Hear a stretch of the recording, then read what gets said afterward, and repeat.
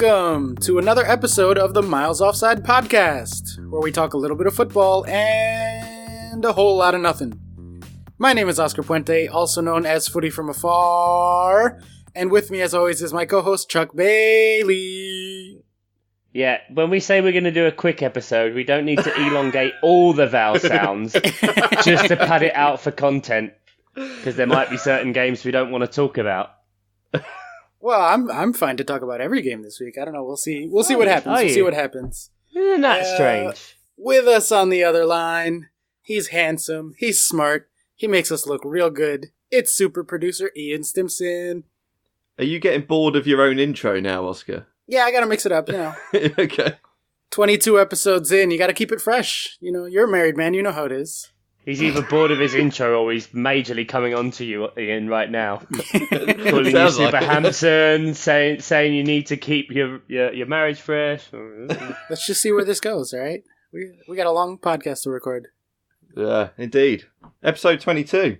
Yeah, any 22 facts? I got a 22 fact. So in 1922... Wait, 22 facts? No. Oh, no, God, we're meant to do one fact. No, just one fact. We're really skimming for content. So in 1922, the world record transfer fee was broken. It's only been broken twice by teams outside of Italy, England and Spain. If I gave you 100 guesses, you'd never guess which club broke the transfer record in 1922. Ajax. So, wait, no, yeah, give us a country clue. Scotland. Inverness Caledonian Thistle. No. Falkirk. For how much? What year was this? 1922. 3 rations books. £250. No, wait, that was a lot of money then. Wait, no, I don't know. You reckon less? You reckon less? It was big money. It was £5,000. Whoa. For Sydney Puddlefoot. What a name. That's a brilliant name, isn't it? Well, I'm going to start introducing you as Ian Puddlefoot from now on. Well, we are feeling 22 over here, and if you're joining us for the first time, welcome. Happy to have you on board. If you're coming back for more, what's wrong with you? Look at your life, look at your choices, but we're going to run through some news. We're going to run through last weekend's fixtures. We're going to check in on some Predictor League games and preview next week's fixtures and call it a day. So let's get right to it with our breaking news. Our top story this evening, Wayne Rooney will be called back to England to appear as a substitute against the United States on November 15th. It is being called the Wayne Rooney Foundation International to honor the striker and his charity. How are you boys feeling about Rooney making his big comeback to the England squad? I mean, it's not an international game, is it, really? It's basically Soccer Aid, just with people that can play football, and not Robbie Williams' mate. Oh, Jonathan Wilkes will be furious. Jonathan Wilkes, fuming. He's not even starting, too. That's my favorite thing. He's going to be used as a second-half substitute. Yeah, so already good to get your game plan out there of what you're actually going to do with him. And then call it the Wayne Rooney Foundation game, and the FA are donating none of the money that they raised to the charity. So, great. Yeah, absolutely shocking that came out. No plans for a lump sum or a percentage of. It's just ridiculous. It's a charity game, not for charity. Just makes it a game, and it's not a game that I'm interested in watching.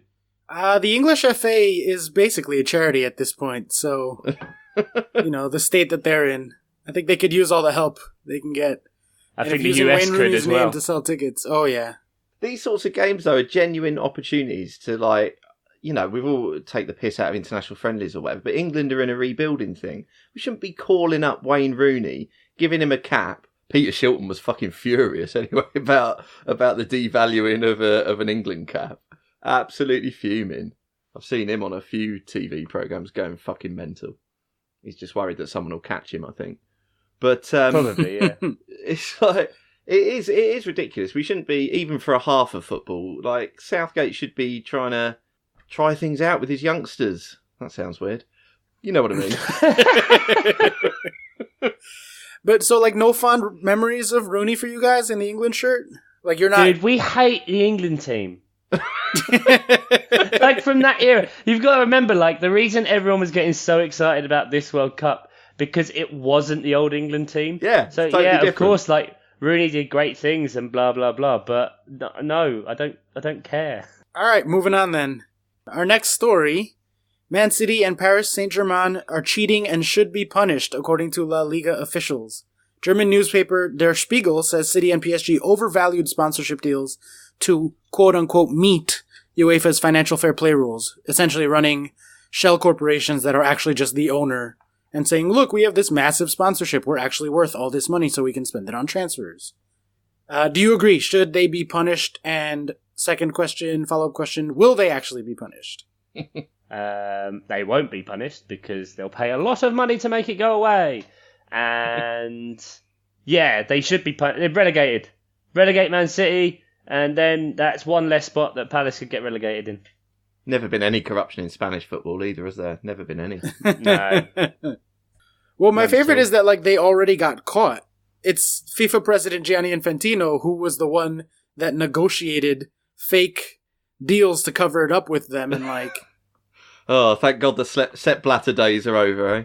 Yeah, right. Yeah, I was gonna say this all seems familiar somehow. Yeah. Do you guys happen to know the name of the project that Man City used for creative solutions for cost analysis? The name was Project Longbow. And the reason for that is that the Longbow was, according to City's chief legal advisor Simon Cliff, the weapon that the English used to beat the French at Agincourt in the 100 Years' War. Remembering that Platini, the guy who brought in FP, Financial Fair Play, was French.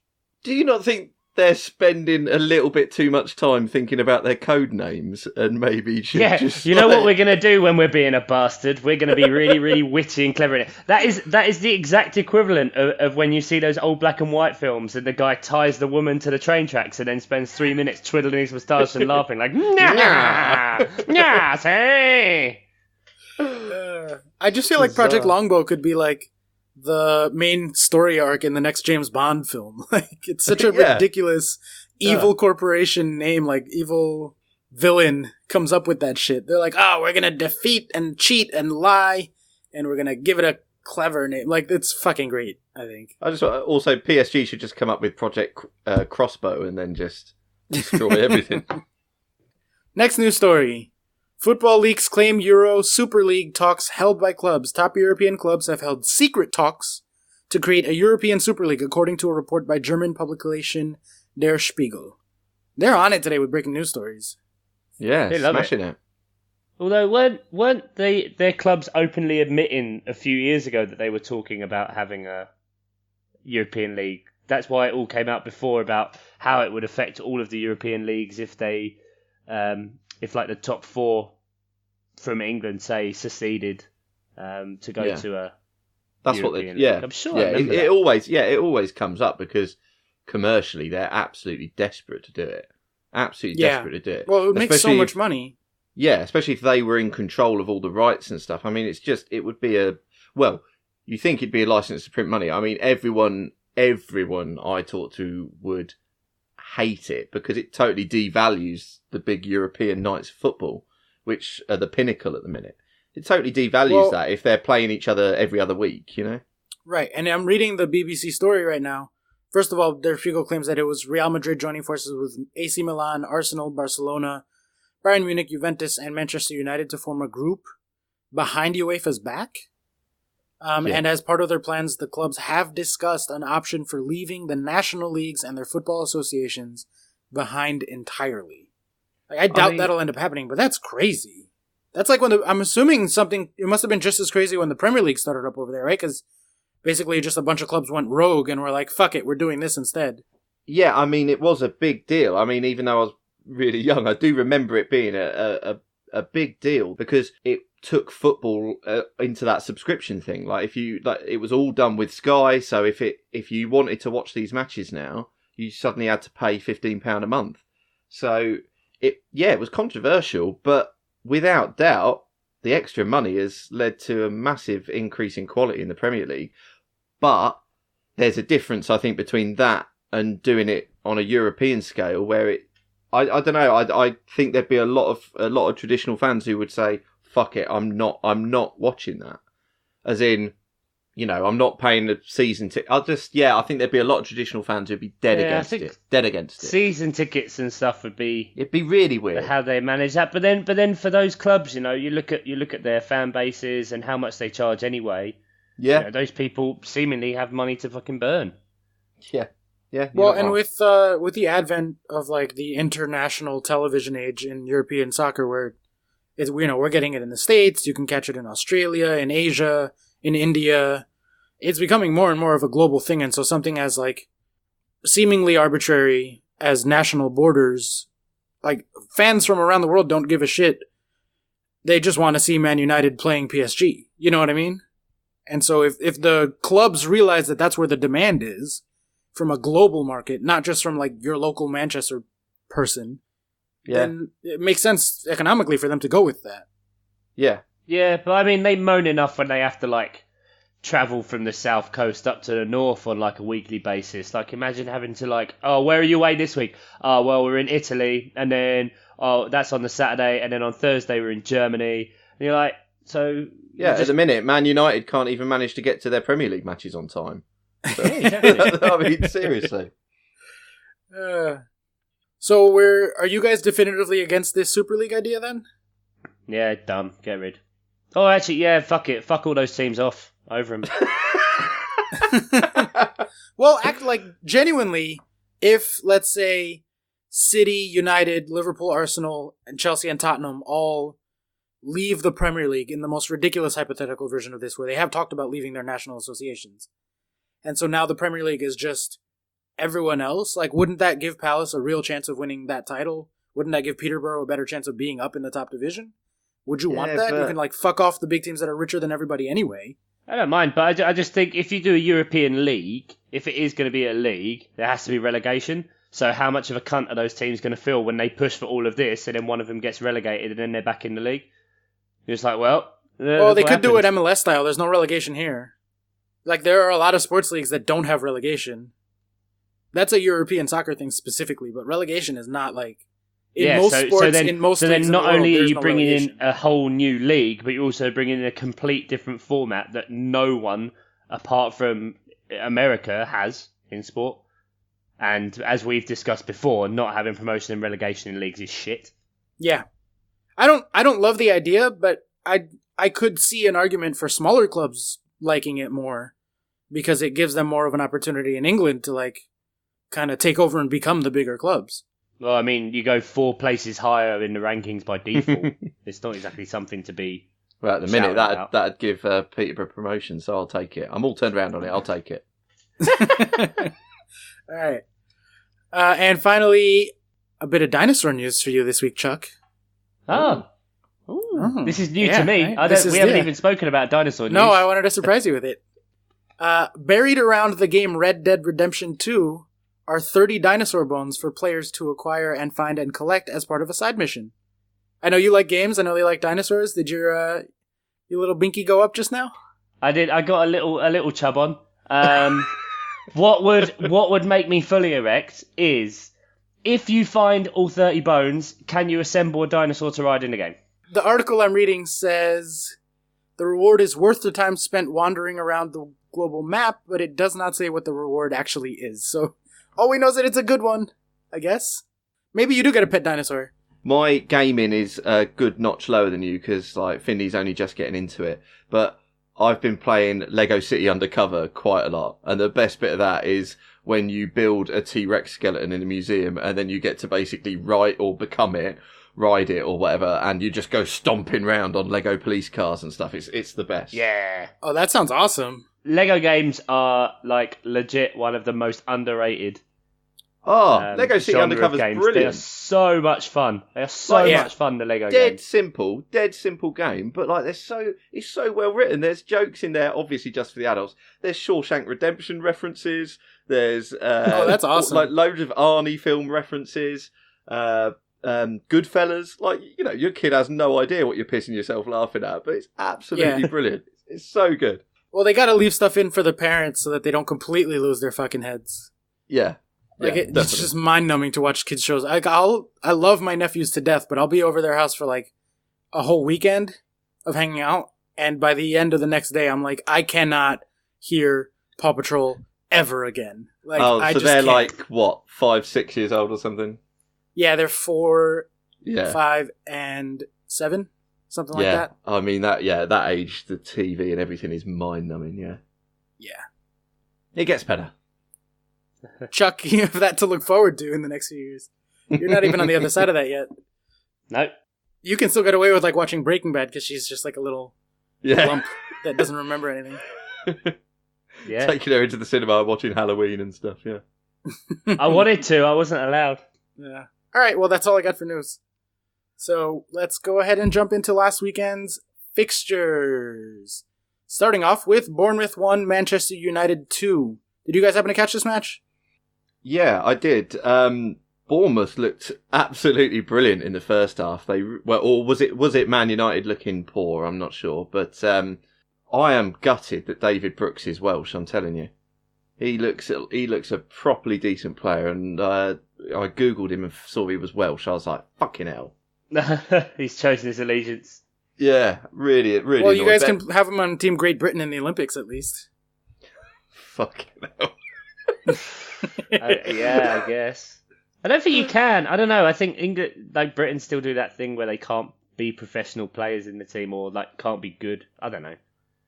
Like none of our big players played in the London Olympics. I can't remember. James Tompkins was in the team. That's all I know. In like the starting 11. Yeah. He's pretty big. He's a bit of a unit. Yeah, you're going on size. Yeah. Yeah. Anyway, speaking of absolute units, Man United only want to play when they go 1 behind or 2 behind. Well, Ian, you mentioned it being like Bournemouth in the first half. I think genuinely this was a game of like completely different teams almost look like from first half to second half. Kaylee even tweeted out the first half versus second half XG on his account, and in the first half, Bournemouth did 1.8, Man United did 0.8. Yeah. So thoroughly outplayed in the first half. But then in the second half, it was almost reversed. Bournemouth did 0.5 and Man United did 1.8. So by the end, they were about level with each other, but like completely night and day from one half to the second half. Yeah, I mean, Jose said as much in his post-match, just has no idea why they were not at the races. Looked like they had not turned up to a football match. It was happening around them. It really was. Yeah, I mean, they do look much, much better when they finally are allowed to go forward and play. I think Martial has been really good, more because he wasn't in the squad for a long time, and he's come in more recently. I mean, he's looked good when he plays, but yeah, it is weird, like the way that they look dead, they look tired, they look like they don't give a shit, honestly. And then randomly they'll switch on and be like, "Oh, that's right, we're playing football in front of thousands of people, and they want us to win." There it is. There it is. But they're hanging in there, like in terms of the table. They're only 3 points behind Arsenal and 4 points behind Tottenham. So they're right there in the race for fourth. Like, they haven't completely fallen off. Yeah, but just... I think that perfectly sums it up, and we can kind of leave that game there, that they are kind of in the race for fourth place. Kind of says everything about Man United now. Speaking of teams that are hanging in for the top 4 race, one of the other matches that Saturday was Arsenal 1, Liverpool 1.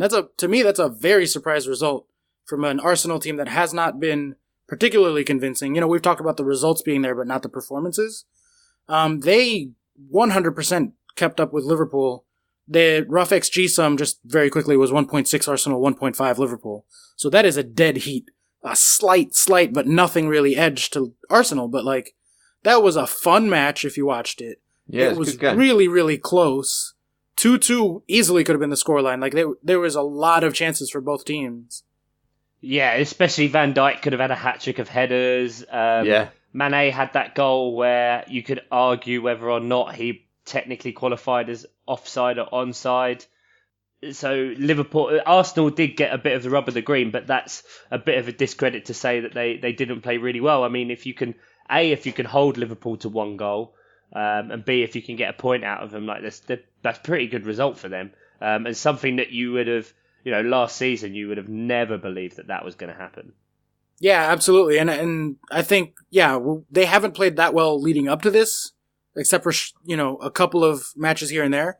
But this was by far their shining moment so far this season. They played very well, and I think they 100% gave it to Liverpool. Does that, we've been talking recently about Liverpool's confidence maybe being a bit low. Their scoring had sort of dried up for a little bit. Do we think this is more an indication of Liverpool falling off or Arsenal stepping up? I think it's a bit of a worry when combined with tonight about the Red Star result. That's really, really bad for them, and could kind of rock their confidence. But it's, we said a few times that they don't seem to be playing as the same team as they did last year. They don't seem to be just going to dominate and outright attack games. They have more, much more quality at the back, so they don't need to rely on just outgunning the opponents. So I wonder if at any point, if Klopp does go for that and just kind of lets loose and plays the way they were last year, that they would then start to see a few more results, and you get those 3-2s and 4-2s and what have you, like, more often rather than the 1-0s and 1-0s. I do, though, think that there might be a bit of a personnel thing with Liverpool going on. Last year, when they lost Coutinho, I think it made it very clear what their best 11 was, and they just went with that to finish out the season. Yeah. And I think that was one of those Ewing theory type situations where they were better despite losing their best player because everyone else knew what they were and what to do. And I think this year the lineup seems, to me at least, a lot less settled, especially in the middle there. Notably, I think, excluding the goalkeeper, because obviously he plays every minute, who do you think are the top 3 outfield players in terms of minutes for Liverpool? Virgil van Dijk. Yep. James Milner. Nope. He's not even in the top 5. Ooh. Who plays for Liverpool? Ian Rush. Milner's in 9th, for the record. Oh, wow. For minutes. Yowza. Firmino? Nope. 5th. No, wait. 1, 2, Okay. 3, 4, 5. Firmino's in 7th. Ian, do you want to throw a guess out before I give the answer? Salah? Yeah, Salah's number 2. So there's only 4 players above 900 minutes. Everyone else is a lot lower than that. Right. Van Dijk, 954. Salah, 941. And then Wijnaldum has the 3rd most minutes of any Liverpool player. So, to me, that's crazy, right? Because to me, if they're, as good as everyone says they are and as good as we've talked about that they could be, him starting the 3rd most minutes above Mane, above Firmino, above Milner, above Keita, who's supposed to be... He feels like your sort of rotation squad depth sort of player, doesn't he? Yeah. Right. And he's one of 3 players above 900 minutes. I don't know. So to me, there might be something going on there with Liverpool in terms of the personnel. I don't know that they know what their best midfield is. Yeah, either that or, this year where they have strengthened the squad and we've said they've added some great players, Klopp does rotate more. And, all last season people were talking about his rotation and it didn't happen that much because, like you said, Coutinho left, and so they didn't really have any options to have really people strong coming off the bench. Who was it that was coming off the bench? It was Dominic Solanke and Oxlade-Chamberlain were kind of their go-tos as their first 2 subs, but now it's kind of subs of higher class. Or experience, should we say, because that's a bit harsh on those other guys. Anyway. All right, well, moving on. I think good job to Arsenal there, and something to keep an eye on with Liverpool given their recent results. But to go back to one of the earlier kickoffs, we had Cardiff 0, Leicester 1. Very emotional day for Leicester. Obviously the celebration when the player took the jersey off, and he had the message underneath. I think it was really nice to see them win. I think it was always likely anyway, because Cardiff are such a bad team, but the way it happened for Leicester, for the whole city. And the only thing I would say is I wish it could have been in Leicester, right? Yeah. But to me, that was a very inspirational moment. Really they went and the whole team celebrated with the fans. Did you guys catch that? Did you see that highlights? The whole team were there celebrating. Kasper Schmeichel was up the other end of the pitch, obviously. Yeah. The minute silence that was done before the game, it wasn't just the 11 players out there. Every single member of the staff that was there on that day were in the centre circle. The mental kind of fortitude to come back from something like that, and those players demanded to play. And later on that evening, they were flying to Thailand for the funeral. It's just incredible. Like you said, emotional and fantastic to see them get a result, a deserved result, and yeah. Yeah, and in terms of the football, I don't think there's much to take away from it there. Leicester are in 10th, and they're clearly better than Cardiff, and they beat Cardiff, and Cardiff are not good, and they didn't score, and they lost. Like, and with that emotional thing, you can't really... I think it finally puts into perspective for a lot of people who are pundits or even just armchair fans who slag off players that it's obvious that things that happen in the real world can affect you. And so in that way, some of the things Leicester did were understandably a little bit disjointed, and they missed a few chances or lost their heads. And so maybe now football fans will understand when they start screaming at a player, maybe just have a think that is a bloke and they can have something that's affected them quite deeply in their personal lives. That means, unfortunately, today they're a bit distracted from kicking a ball into an onion bag. Yeah, I mean, some of Kasper Schmeichel's words have exactly shown that there is the sort of pampered footballers and all that, but that was clearly a club where everyone knew each other very well. He felt really well supported by the boss, as they all called him, and it's sort of like, yeah, exactly what you said. That there's some genuine people in the game, and it can be thought about a little bit more. Yeah, and it was nice to see even former Leicester players who have kind of made their way around the league, like Kante at Chelsea and Mahrez at City, sort of clearly being emotional. Everyone that had any sort of links with regards to loans. I saw some stuff with Patrick Van Aanholt from when he was, I believe it was on loan with Leicester, like really young. Right.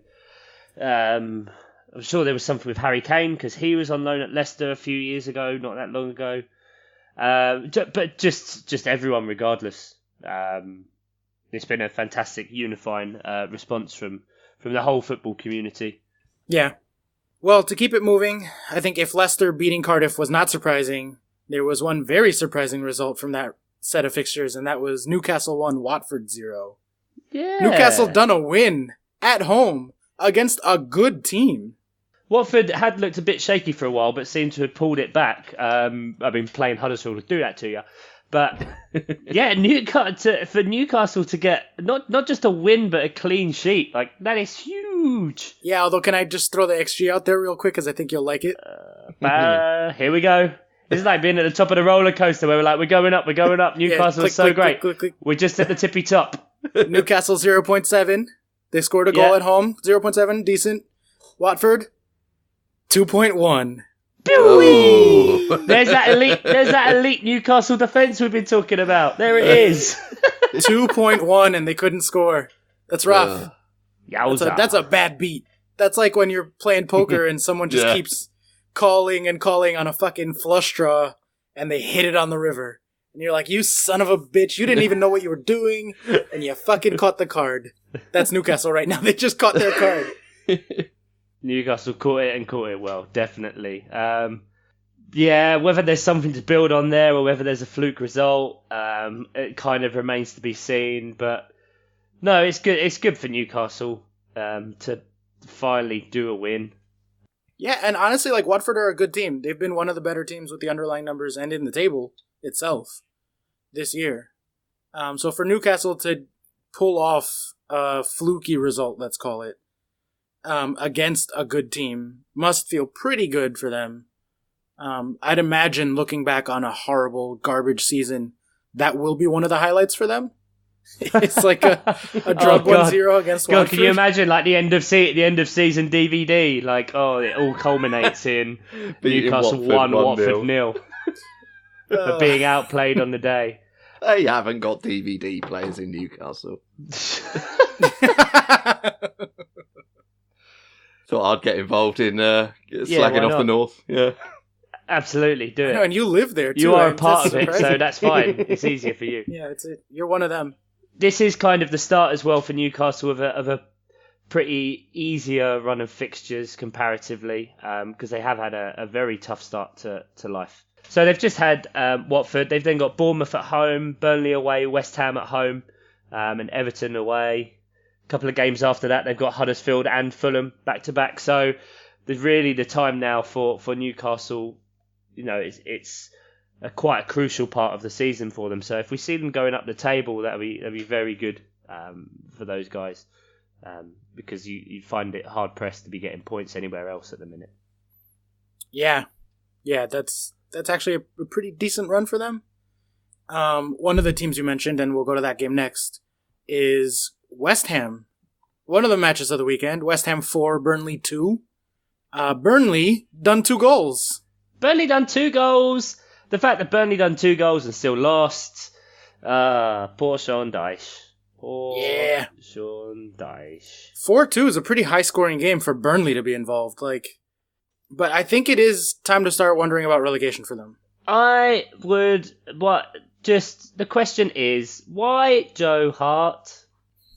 Or why their defence? Existential question. Why Joe Why Hart? Joe Hart? What is Joe Hart? I feel bad for that guy. He just keeps making saves. And every time you watch the highlights, there'll be a goal and he'll just going absolutely fucking mental at the defence. He was kicking the post at the Man City game. He proper fly kicked it. That Burnley defence is just letting him down left, right and centre. Tarkowski for the first Arnautovic goal, just all over the shop. And interestingly, that reminds me actually of something I noticed that I thought I want to bring up for you guys. It's obviously a couple of weeks ago there was that big controversy with the Chelsea assistant who celebrated in front of Jose Mourinho in the Chelsea Man United game. Well, Marko Arnautovic, after scoring his first goal, after taking the ball off of Tarkowski, runs round looking for Tarkowski, then finds him, dances round him celebrating, and then runs off. What was all that about? Which just goes to show that there's bugger all said about that, and that doesn't matter, but a guy does something that's an assistant who is meant to be a professional when players aren't, I don't know, and nothing gets said about that. Just thought that was an interesting observation. Well, I'd imagine that, justice was served on the pitch after that, right? Someone I didn't see that, but someone must have just kicked the shit out of Arnautovic later in the match. Yeah, it's Arnautovic. People kick the shit out of him anyway, but he's double R, isn't he? Doesn't matter. And our favourite Chicharito managed to continue his only scoring goals inside the penalty box in the Premier League. I think you meant to say Chicharito. Ooh, there we go. That's a throwback. That's really what right? I was trying to draw out of you, mate. Javier Hernandez Chicharito. Jesus Christ. I don't know why I called him Chicharito. I don't like it. I don't like nicknames on shirts. I don't like first names. No, not a fan. Don't like players wearing gloves. No, that's all right. It might be cold. I find it so hard. It's a bit hypocritical to let a goalkeeper wear gloves and not let another player. I think that would be interesting, actually. No, you're not allowed to wear gloves. What, even the goalkeepers? No one. Bare hands. My favorite was when goalkeepers would wear pants and baseball caps. I'm always up for a goalkeeper what happened wearing to pants. baseball caps? And speaking of this game as well, Joe Hart's the last person I saw wearing a baseball cap in a game. I love that. Cash.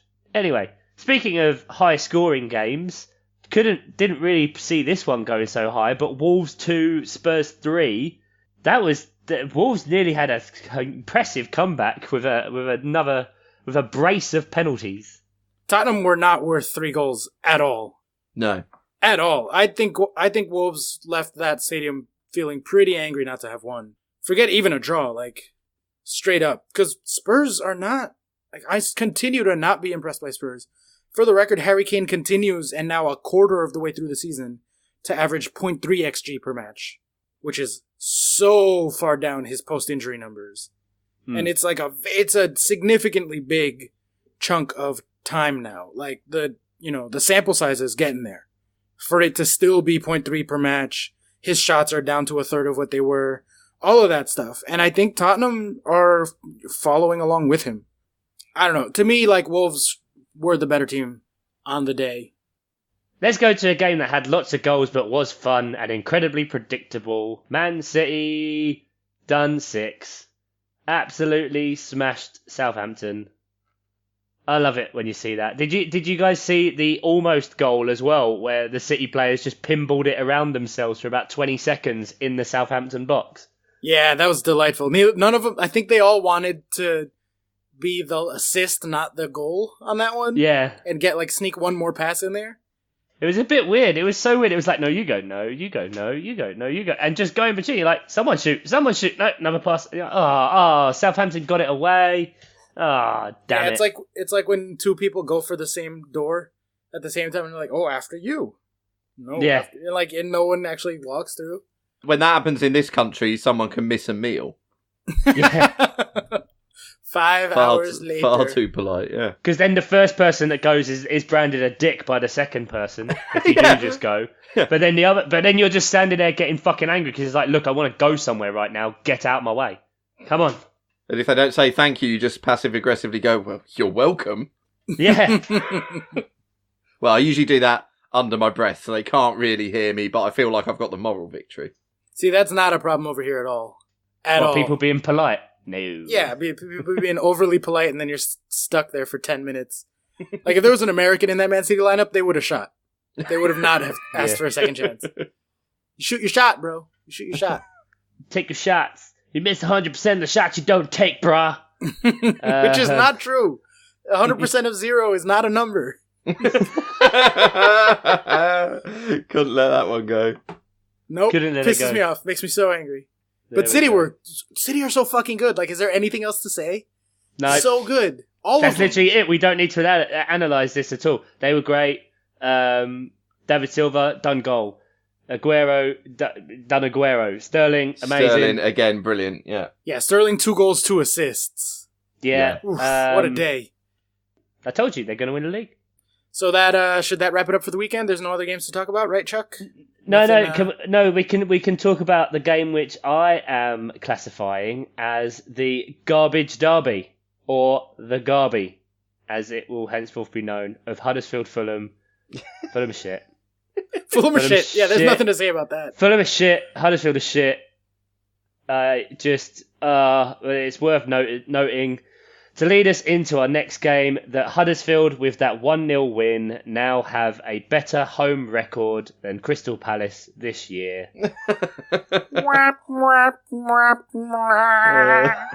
And that also shows on the road because Oscar, Chelsea 3, Crystal Palace 1. Start your stopwatches, guys. Here goes Oscar for half an hour. Oh, I don't need a half hour. I just need about a minute, baby. I would be lying if I said that I didn't delight in Chelsea's victory over Palace. Well, you should. Because you talked shit before I did in the group chat. I was going to be totally cordial, totally polite, and you were like, oh, I hope you know I'm rooting for a dicking, or whatever the hell you said. And I was like, all right, fine, we're going to be like that? Let's be like that. It's all just to, drum up a bit of excitement, get something out of you. And I find that funny that you were going to be polite after saying earlier in the Man City coverage, an American would never be polite like that. So, well, because I like you guys. I think that's you, being incredulous after the fact of it actually happening that you wouldn't. You piece of shit. Well, that descended. All right. Well, that's what I get for trying to be nice. Jeez. It was a pretty boring match, honestly, though. I'm not going to lie. I was genuinely annoyed at how boring it was until Mr. Game Changer, Mr. Best Player in the world right now, maybe, probably, Eden Hazard comes on, and within minutes, a deadlock, dour 1-1 turns on his head. Hazard has an assist with his second touch of the match. It was the psychological effect he seemed to have on the rest of the players. Yeah. Chelsea just lifted instantly. As soon as he came on, Chelsea lifted, and they needed it because I thought they were looking a bit flat, and Sarri was not looking happy with them. No. I think Barkley had a bad match, and I think Kovacic coming on had an equally large impact. He won't get talked about the way Hazard does, because obviously. But him coming on really opened up the midfield and created a lot more space and had the ball moving much more quickly, and Barkley just went missing after the first 20 minutes. He had a bit of a bright start and then just was gone. Yeah. Yeah. I mean, the fact that you can bring, Kovacic and Hazard on as impact subs in the 60th minute, like, that's when you're just going to change a game completely anyway.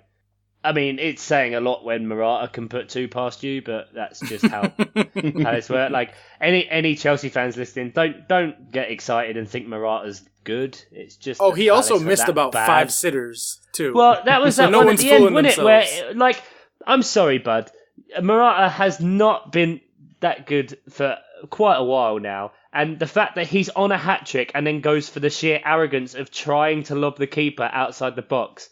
But not doing like a lob where you just hit it first time. He looks at the ball about 3 times, starts doing shuffle steps, and Hennessy's just like, oh, okay, that's what's going to happen now. I'm just going to, there's the ball.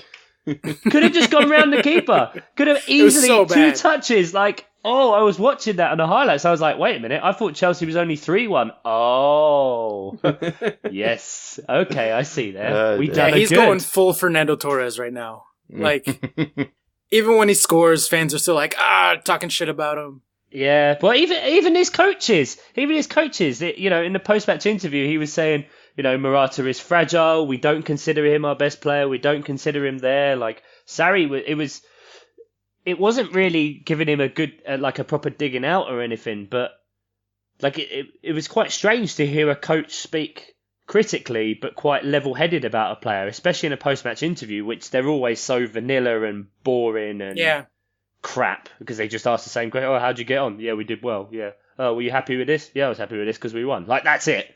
But for him to say, like, those things about Morata is quite interesting. Yeah, I really, really like Sarri. Aside from, like, completely changing the way that Chelsea play football, he's very candid. And he says what he thinks, but he's not an asshole, and he has, like, reasons for everything he says. So it just comes off as, like, oh, yeah, fair enough.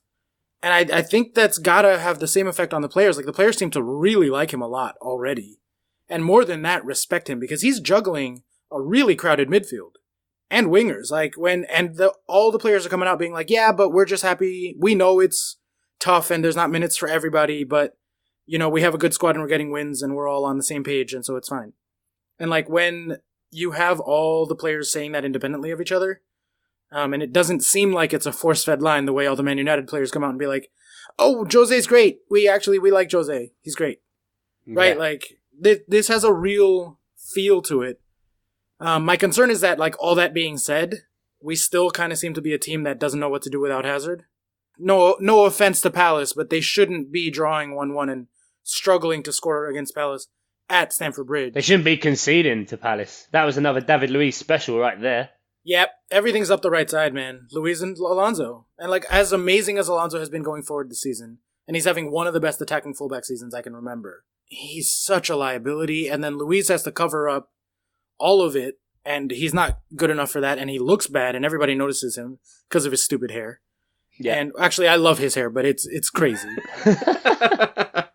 But you talked about, like, having Hazard and Kovacic come on as a plan B, and the commentator said the same thing you had said, where Palace just look like they don't have any kind of plan B.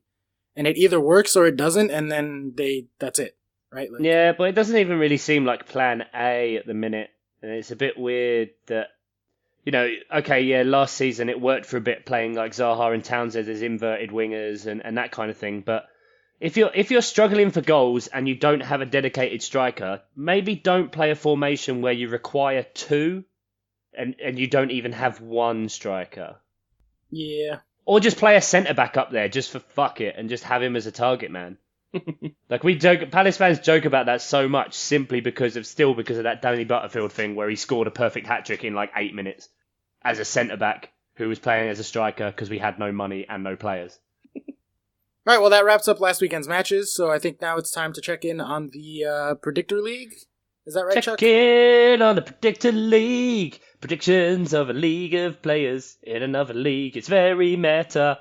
Oscar, you will be pleased to know that you no longer have more than 90 points. Oh. You are now on 78 points. You are only 6 points adrift at the bottom, buddy. Oh, we believe in you. You can do this. Finley is holding on by his nails. His 72 points. Ian's 8-year-old son. That's amazing. Get him on the pod. Get him on the pod. He knows more. What's brilliant is he seems to have like a Rain Man recollection of what he chose for the 20 places, and then he relates it to every match. So he'll be like, "Oh, I want Liverpool to win this one," and I'm like, "Why? Like, you're not a Liverpool fan?" And he'll go, "Oh, because that they're above what's it in my predictor league." So he's taking this super seriously. So serious. Love it. I don't believe you. What do you reckon he could repeat the entire order? I don't know that he could repeat the entire order, but he seems to, every match he seems to have an allegiance based on his predictor league thing. We haven't revisited that in 2 months. Like, I genuinely couldn't tell you my top 4. So the only reason I know who I've picked is because I literally have it open when we do this segment every week. I know I picked Chelsea to win. I probably had City and Liverpool in there. And then, I don't know, United at 4th, maybe? Yeah, I have no fucking clue. Maybe because I think of them as better. I don't know. But honestly, I wanted to break the 100 mark before I started climbing back up the table to win the thing. There was one point where you were at 100, but it was midweek, so we couldn't. We didn't get to shout anything out, and now you're on the rise, mate. So I'm gonna win it. It's okay. There's a lot of time. Yes. Well, speaking of the actual top of the table, before we just dwell in the mire at the bottom. No real change again. John OG, 44 points. Adam P, 36. Padfall, 32. So until we see a bit of a shake around in the middle there, I don't think we're going to see much change on that. And our draft game, Ian. So Ian's winning by loads, and the difference between me and Oscar is only 5 points. There you go. And the way you said that makes me think I'm probably ahead of you. Yeah. Because if it was you ahead, you would have said it. Dear. I stand by my picks, guys. I stand by my picks. But that's it. That's the Predictor League. So it looks like Padful's on his way to getting that £51 gift card, huh? £51 gift card. What is his club? Do we know? I don't know. I think he lives in Germany. I don't know whether we'd have to convert it to euros. Padful, if you still listen, send us a tweet. Let us know what club you are. That'll be a teller, wouldn't it? Yeah. Are we going to just start doing that for all of our listeners just to check? We could individually call them out. Oi, James Doncaster, are you still listening? Yeah. Adam P, can we get a message? Emily, can we get something? She just waved. Chris that doesn't count. That doesn't fucking count, man. Yeah, she's only listening to your third. Fucking hell, she must be bored. Yeah. Oh, she puts her headphones in as soon as I start recording. She doesn't want to hear this nonsense. Shame. You bring shame to the Puente household. Yeah, she only wants the edited version, Ian. If you could walk around editing me in real time, I think she would really appreciate that. I'm sure a lot of people might appreciate that. All right. Only joking, mate. Okay. We're running out a bit of a shorter one this week, so we're going to save some of your questions for next week. So please send some more in. That'd be great. So we can do a bit of an episode. Dave Mateo, sort your shit out. Seriously, Dave. We love you. And if you can give us reviews and stuff on iTunes, we're gonna shift it out again this week, where we put the call for reviews out. If you do have iTunes or any other apps that allow for reviews, then please do. It helps us to build the podcast and get some more people. For those of you in the Predictor League as well, we might up the prize if we get like more entries next year. So yeah, there's an incentive for you that actually know what you're talking about. Padfall, Adam P, John OG, Oscar. Maybe just keep quiet about it, because otherwise you have no chance of winning, bud. Oh, I savor the moment where I'm above both you in the table. Ooh, I am never gonna let you live it down. God, never. The confidence all this on shit this I've been catching. Oh. We shall see. Let's look at next week's fixtures. We start off with an absolute blinder. Cardiff, Brighton. I think I'm sleeping in for that one, guys. There we go. Then we move on to Huddersfield, West Ham. I think I'm sleeping in for that one, guys. Yeah. No, there's some good ones there. Leicester Burnley after that, which is quite good. Newcastle Bournemouth, Southampton Watford, Crystal Palace Spurs, and then we will have what will almost certainly be advertised bloody everywhere as Super Sunday, as Liverpool prepare to dick Fulham. If you look at a 24-hour calendar of that, it is currently says 12:0, so I'm going to assume they're just preemptively putting the score in there. We then have Chelsea, Everton, Arsenal, Wolves, and the bloody Manchester Derby. Is that presented by Neil Warnock? Yeah, what the fuck is that? Oh, we had a lovely time. A lovely time. Lovely time. What's that? That sounds like Mr. Garrison. Jesus. That's me doing an impression of your Neil Warnock impression. It's the only thing you ever say for a Neil Warnock impression. It's the only thing he ever says at the minute. Because it's the only thing he says. We've had a lovely time. We've endangered our lives. Leicester done a good job. That's about it. So any of those catch your eye? On this, let's go to Saturday first, because obviously Sunday has a lot going on. Palace Tottenham. Chuck, you feeling good about that? Feeling nervous about that? I'm just hoping everything we've said about Spurs is true. They actually are garbage, and we managed to get a win. Yeah, always nice to win in a true London derby. I know how much you're a fan of London derbies. Oh, very funny. I don't think local derbies mean anything anymore. People always go on about it like, oh, there's like 8 teams from London. Like, no one really cares that much. I don't think they step up for that. You prefer Palace Brighton anyway, don't you? Palace Brighton, biggest game of the season, mate. No doubt. M23 derby. Bizarre. Bizarre. It is bizarre, but that's the difference, because that's a rivalry, not a derby. Because a derby won't necessarily have like history or like reason. It's just because like these two clubs are close, like so they should be rivals. But they aren't necessarily. But whereas when two clubs have actual history and blood that then carries on, and there's multiple events over time, you're right. That then creates a bit more of a narrative that makes it interesting. But Peterborough MK Dons, as a derby sort of thing, has no history because they have no fucking history. But I fucking hate them. So, I enjoy that one. Yeah, but everyone hates MK Dons. I know, we can't really claim that as our own, can we? No, I think everyone hates them. Yeah, true. I have no strong opinion on MK Dons because I only know them from, like, the fucking Carabao Cup every few years they come up. Like, never really encountered them that much. I know I'm supposed to hate Leeds, too, but, like... Yeah, hating Leeds is very old school. Dirty Leeds, that was the thing from the sort of late 80s, early 90s. I'd love to see Leeds back in the Premier League. That'd be brilliant. Bring them back in. Because that was the first... Leeds won the top flight the first year I really took notice of football, like 1991, before it became the Premier League.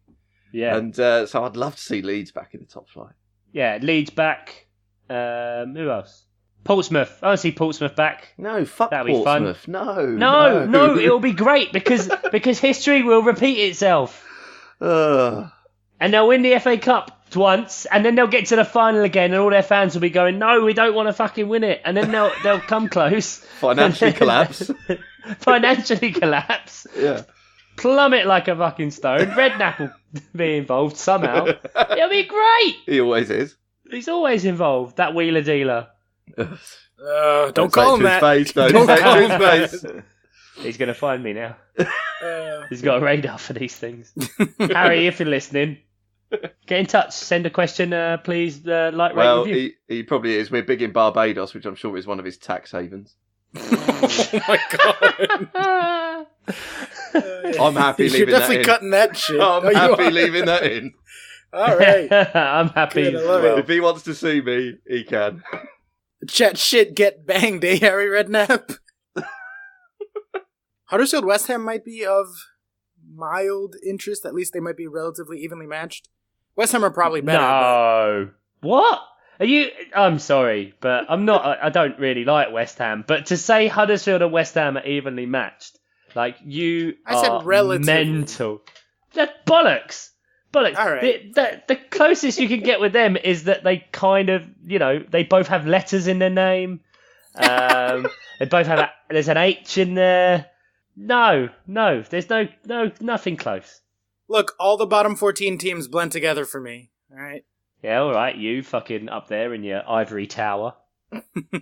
Sitting up there in your top 3 unbeaten. How do you feel about Chelsea-Everton this weekend? Everton are one of the other banana skin teams that make me nervous. We got through you guys. We got to see if we can get Everton out of the way. Ian's giving me a look like, what are you talking about? Look, there's emotional scarring, all right? It just builds up over the years. I do see a theme developing, though, of every week. You're going, I'm not sure about this one. The positivity has to come out. So that we build point. him up and whatever. Yeah, Oscar, just fuck off. I'm not trying to jinx it, man. I'm not trying to jinx it, all right? Chelsea will win. I don't think you'll have any problem. Hopefully. Right. Ian, anything standing out for you? I'm not particularly interested in the Manchester derby, other than to see Jose have to sort of kowtow to Pep again, which will be enjoyable. Yeah. But I'm just looking forward to seeing how many goals Liverpool are going to put past Fulham, to be honest. Yeah. God, if Liverpool, especially after like the 1-1 against Arsenal and the loss to Red Star tonight, if Liverpool don't go like full throttle, like... I think Salah and Mane both played the full 90 tonight, though? I mean, is there any chance of a bit of rotation? Or no, it's Fulham, man. It's Fulham. No. I said, is there any chance of rotation? I didn't say, is there any chance of Fulham? No, because Salah could play with like his dislocated shoulder. Mane could break the rest of his fingers. Firmino could get poked in both eyes. Like, it wouldn't make a difference. Liverpool are gonna... Yes! They're gonna just dick Fulham. Yeah, okay. Just dicked. But no, I'm looking forward to that. A proper early game on the Sunday. Lovely old job. Yeah, that's gonna be real early over here too. Yeah, it will be for you. Yeah, sleeping. Make the most of your sleep-in Saturday, Oscar, because you're not sleeping in Sunday. Don't watch anything on Saturday. Just sleep through Saturday. Yeah, I might just go have fun. Oh, actually, I have like a 5-hour tattoo session on Saturday, so I probably am not gonna actually watch any of that. Oh, well, there you go. But Sunday I'll watch all the matches because there's gonna be a bunch of good ones. And Arsenal Wolves is interesting as well. Man City, Man United, you never know what can happen in that game because obviously last year, right at the tail end, City were 2-0 up and United came back to win. Never underestimate Mourinho's ability to be petty and pull something out of a hat just against Pep because he hates Pep. Never underestimate his ability to retake the lead in the narrative and just take control of it with bastard results. And he, obviously they want to be the ones to end City's unbeaten run. Oh, that would be nice. Ooh, imagine that United pull something off, and then Liverpool and Chelsea both score a bunch, and it goes exactly level on points and goal difference at the top of the table. That'd be so exciting.